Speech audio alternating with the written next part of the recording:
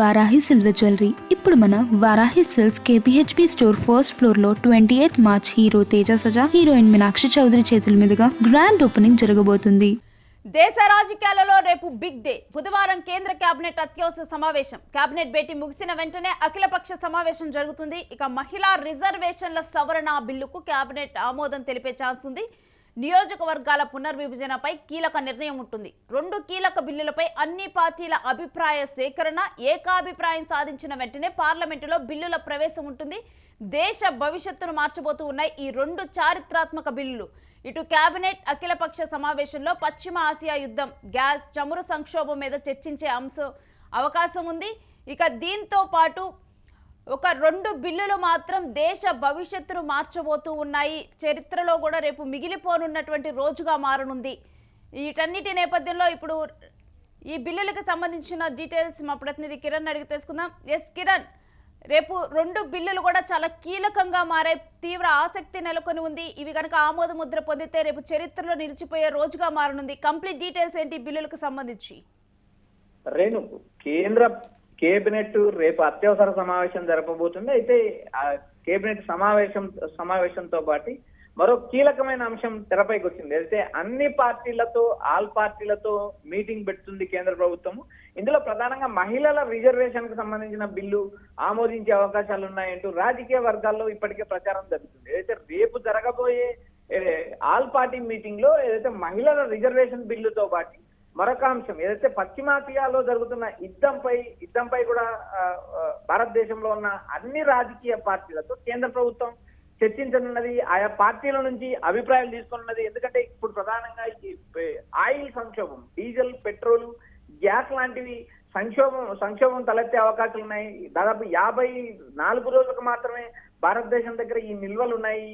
ఇతర దేశాల నుంచి ఏదైతే భారతదేశంలో కొరత లేకోకుండా గ్యాస్ కానీ, ఆయిల్ కానీ, పెట్రోల్ కానీ, డీజిల్ కానీ ఇలా చమురు సంస్థలకు ఎలాంటి ఇబ్బంది తలెత్తకోకుండా కేంద్రం చర్యలు తీసుకోవడానికి ఆల్ పార్టీ మీటింగ్ పెడుతుంది అంటూ ఒక సమాచారం వినిపిస్తుంది. మరోపక్క కీలకమైన అంశం ఏదైతే మహిళల రిజర్వేషన్ ని గతంలో ఏదైతే 2034 నుంచి అమలు చేయాలనుకున్నప్పటికీ కూడా సాధ్యాసాధ్యాలు పరిశీలించిన తర్వాత కేంద్ర ప్రభుత్వం ఒక అడుగు ముందుకేసింది. ఏదైతే మహిళల రిజర్వేషన్ బిల్లును ఈ పార్లమెంట్ సమావేశంలో ఆమోదించడానికి ప్రతిపక్షాలతో నిరంతరం సంప్రదింపు జరుగుతుంది. మరోపక్క నియోజకవర్గాల పెంపుదల, ఏదైతే నియోజకవర్గాల డీలిమిటేషన్ అంశం పైన కూడా ఒక తీవ్ర చర్చ నడుస్తుంది. ఇప్పటికే కేంద్ర హోంశాఖ మంత్రి అమిత్ షా, రాజ్యసభ ప్రతిపక్ష నేత మల్లికార్జున ఖర్గేతో కూడా భేటీ అయ్యారు. ఈ అన్ని అంశాలపైన మద్దతు కావాలంటూ ప్రధాన ప్రతిపక్షం కాంగ్రెస్ తో పాటు మిత్రపక్షాలను కూడా బీజేపీ కోరుతుంది. అయితే ఇప్పటికీ మనకు అందుతున్న సమాచారం ప్రకారం రేపు బిగ్ డేగా ఏదైతే మహిళల రిజర్వేషన్ బిల్లు అంశం కావచ్చు,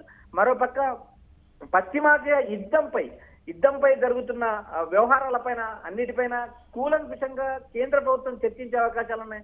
రక్షణ శాఖ మంత్రి ఏదైతే రాజ్నాథ్ సింగ్ నేతృత్వంలో ఈ ఆల్ పార్టీ మీటింగ్ జరుగుతుంది. ఈ మీటింగ్ లో పలు రకాల పార్టీల నుంచి భిన్నాభిప్రాయాలు వ్యక్తమయ్యే అవకాశాలు ఉన్నాయి. వాటిని సలహాలు, సూచనలుగా కేంద్ర ప్రభుత్వం స్వీకరించే అవకాశం ఉంది.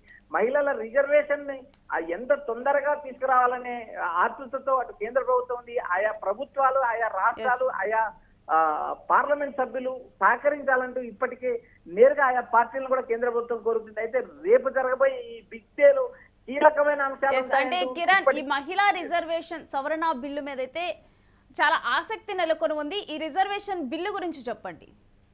రేణు, ఇప్పుడు ప్రధానంగా మహిళల రిజర్వేషన్ బిల్లు ఇప్పటి వరకు ఆమోదం పొందినప్పటికీ కూడా అమలు కాలేదు. ఏదైతే అటు లోక్సభ, ఇటు రాజ్యసభలో ఆమోదించినప్పటికీ కూడా 2034లో ఇది చట్టం అవుతుంది, 2034 నుంచి అమలు లేకొస్తుంది అంటూ ఇప్పటి వరకు జరిగిన ప్రచారాన్ని కేంద్ర ప్రభుత్వం కొట్టిపారేసింది. ఏదైతే ఈ పార్లమెంట్ సెషన్ లో మహిళల రిజర్వేషన్ బిల్లును ఖచ్చితంగా అమలు చేయడానికి కేంద్ర ప్రభుత్వం కూడా చర్యలు తీసుకుంటుంది. ఏదైతే మహిళల రిజర్వేషన్ బిల్లు అమలు లేకపోతే ఆయా రాష్ట్రాల్లో మహిళా శాసనసభ్యులే కాక మహిళల ఎంపీల ప్రాతినిధ్యం పెరుగుతుంది. రిజర్వేషన్ ఖచ్చితంగా పాటించాలి. ఏదైతే 32% రిజర్వేషన్ ఏదైతే ఉందో ఆ రిజర్వేషన్ ను ఖచ్చితంగా అమలు చేయాలనే ఒక నిబంధన కూడా వస్తుంది. ఇలా దేశంలో పలు రాష్ట్రాల్లోనూ శాసనసభలో కూడా చాలా కీలక మార్పులు వస్తాయి. పార్లమెంట్ సభ్యుల్లో మహిళల శాతం పెరుగుతుంది.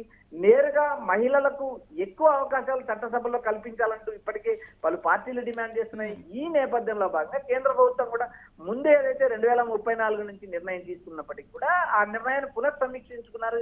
ఈ పార్లమెంట్ సెషన్ లోనే వీటికి సంబంధించిన అంశాలను అమలు చేసే యోచనగా ఆల్ పార్టీ మీటింగ్ జరుగుతుంది. ఇలా నియోజకవర్గాల పునర్విభజన అంశం ఒకటి, నేరుగా పశ్చిమాసియాతో జరుగుతున్న యుద్ధము, ఆ యుద్ధం వల్ల జరిగే పరిణామాలు, భారతదేశం ఎలాంటి ఇబ్బందులు ఎదుర్కొంటుందనే అంశాలపైన నేరుగా చర్చ జరుగుతుంది. మరోపక్క పార్లమెంట్ సమావేశాలు ఎలా జరగాలి, ఏదైతే పార్లమెంట్ సమావేశాలు అధికార ప్రతిపక్షాల మధ్య జరుగుతున్న వ్యవహార శైలిపై మొత్తం వ్యవహారాలన్నీ రేపు ఆల్ పార్టీ మీటింగ్ లో కేంద్ర రక్షణ శాఖ మంత్రి రాజ్నాథ్ సింగ్ చర్చించనున్నారు. మరోపక్క హోంశాఖ పరిధిలో ఉన్న నియోజకవర్గాల డీలిమిటేషన్ అంశం పైన కానీ, ఆయా దక్షిణ భారతదేశంలో జనాభా ప్రాతిపదన కాకుండా నేరుగా ఏదైతే ఉన్న పార్లమెంట్ స్థానాల్లో 50% పెంచేలాగా అమైన్మెంట్ చేయాలంటూ ఇప్పటికే దక్షిణాది రాష్ట్రాలు కోరుతున్నాయి. అందులో భాగంగా తమిళనాడు ముఖ్యమంత్రి స్టాలిన్ తీవ్రంగా జనాభా ప్రకారం అయితే దక్షిణ భారతదేశం ప్రాముఖ్యత తగ్గిపోతుంది, దక్షిణ భారతదేశంలో సీట్లు తగ్గిపోతాయి, ఉత్తరాది రాష్ట్రాల ఆధిపత్యం పెరుగుతుందంటూ ఏదైతే దక్షిణాది రాష్ట్రాలు ఆందోళన వ్యక్తం చేస్తున్నా, ఈ నేపథ్యంలో భాగంగా ఏదైతే పార్లమెంట్ స్థానాలు ఇప్పుడున్న పార్లమెంట్ స్థానాలు అదనంగా మరో 50% ఉన్న 130 స్థానాలకు గాను మరో 65 స్థానాలు దక్షిణ భారతదేశంలో పెరిగే అవకాశం ఉన్నాయి. ఆంధ్రప్రదేశ్తో పాటు తమిళనాడు, కేరళ, తెలంగాణ కర్ణాటక ఇలా 5 రాష్ట్రాల్లో కూడా ఆయా పార్లమెంట్ సీట్లు పెరిగే అవకాశం ఉన్నాయి. మొత్తం వ్యవహారం మనం 5 రాష్ట్రాల గురించి ఈ పార్లమెంట్ సభ్యుల సంఖ్య ఎంత పెరుగుతుందంటే 65 పెరిగే అవకాశాలు ఉన్నాయి. ఈ 5 రాష్ట్రాల్లో 65 సీట్లు పెరుగుతాయని ఒక అంచనా ఉంది. 2 తెలుగు రాష్ట్రాల్లో ఇప్పటికే ఉన్న అసెంబ్లీ నియోజకవర్గాల పెంపు పరిశీలనలో ఉందండి పార్లమెంట్ పలుమార్లు వ్యక్తం చేసింది. అయితే ఆంధ్రప్రదేశ్ తో పాటు తెలంగాణలో కూడా అసెంబ్లీతో పాటు లోక్సభ సీట్లు పెరిగే అవకాశాలు ఉన్నాయంటే ఒక రాజకీయంగా ప్రచారం నడుస్తుంది. రేపు జరగబోయే ఆల్ పార్టీ మీటింగ్ కానీ, రేపు జరగబోయే బిగ్ డేలో ఏదైతే కేంద్రం తీసుకుంటున్న కీలకమైన నిర్ణయాలు ఏంటి అనేది మనకు ఇప్పటికున్న సమాచారం అందింది. అయితే రేపు ఏ నిర్ణయం తీసుకుంటున్నా కేంద్ర కేబినెట్ కావచ్చు, ఆల్ పార్టీ మీటింగ్ కావచ్చు, నియోజకవర్గాల డీలిమిటేషన్ అంశం కావచ్చు, దక్షిణాది రాష్ట్రాల్లో సీట్లు పెంపు కావచ్చు, ఇలా మొత్తం అంశాలపైన ఒక క్లారిటీ వచ్చే అవకాశం ఉంది. రేపు S Kiran, stay with us. మీ దగ్గర నుంచి మరిన్ని అప్డేట్స్ తీసుకుంటాం. ఇక దేశ రాజకీయాల్లో రేపు బిగ్ డే కాబోతోంది. కేంద్ర కేబినెట్ అత్యవసర సమావేశం జరగబోతోంది. ఇక కేబినెట్ భేటీ ముగిసిన వెంటనే అఖిలపక్ష సమావేశం జరుగుతుంది. ఇందులో మహిళా రిజర్వేషన్ల సవరణ బిల్లుకు కేబినెట్ ఆమోదం తెలిపే అవకాశం ఉంది. ఇక 2023 నుంచి కూడా ఈ మహిళా రిజర్వేషన్ బిల్లు కూడా నానుతూ వస్తుందని చెప్పాలి. 128వ రాజ్యాంగ సవరణ బిల్లు 2023 నారీ శక్తి వందన్ అధినియంగా ఆమోదం పొందింది. ఇది లోక్సభ మరియు రాష్ట్ర శాసనసభలో మహిళలకు 33% ఒక సీట్లను 15 సంవత్సరాల పాటు రిజర్వ్ చేస్తుంది. ఇక 2029 నాటికి లేదా నియోజకవర్గాల పునర్విభజన తర్వాత ఇది అమల్లోకి రానుందని తెలుస్తూ ఉంది. అయితే ఇప్పుడు రేపు దీనికి ఆమోద ముద్ర పొందే అవకాశం ఉన్నట్లుగా కూడా తెలుస్తుంది. నియోజకవర్గాల పునర్విభజన మీద ఒక కీలక నిర్ణయం ఉండనుంది. ఈ 2 కీలక బిల్లులు ఒకదాని మీద ఒకటి ఆధారపడి ఉన్నాయి. ఈ నేపథ్యంలో ఈ 2 కీలక బిల్లులకు సంబంధించి అయితే ఏకాభిప్రాయం సాధించిన వెంటనే పార్లమెంటులో ఈ బిల్లును ప్రవేశపెట్టనున్నారు. ఈ 2 బిల్లులు కూడా దేశ భవిష్యత్తును మార్చబోతున్నటువంటి 2 చారిత్రాత్మక బిల్లులుగా చూడొచ్చు. ఇటు కేబినెట్ అఖిలపక్ష సమావేశంలో పశ్చిమాసియా యుద్ధంలో నెలకొన్నటువంటి పరిస్థితులు, ప్రస్తుతం భారత్ అన్ని ఈ పశ్చిమాసియా దేశాల్లో కానీ మిగిలినటువంటి ఎవరైతే ఈ యుద్ధంలో పశ్చిమాసియాలో ఉన్నటువంటి ఉద్రిక్త పరిస్థితుల్లో ఇన్వాల్వ్ అయినటువంటి ప్రధానులతో కానీ, ఆ దేశ అధ్యక్షులతో కానీ ప్రధాని మోదీ టచ్లో ఉండి కూడా యుద్ధాన్ని ఆపేందుకు తాను ప్రయత్నాలు కొనసాగిస్తూ ఉన్నారు.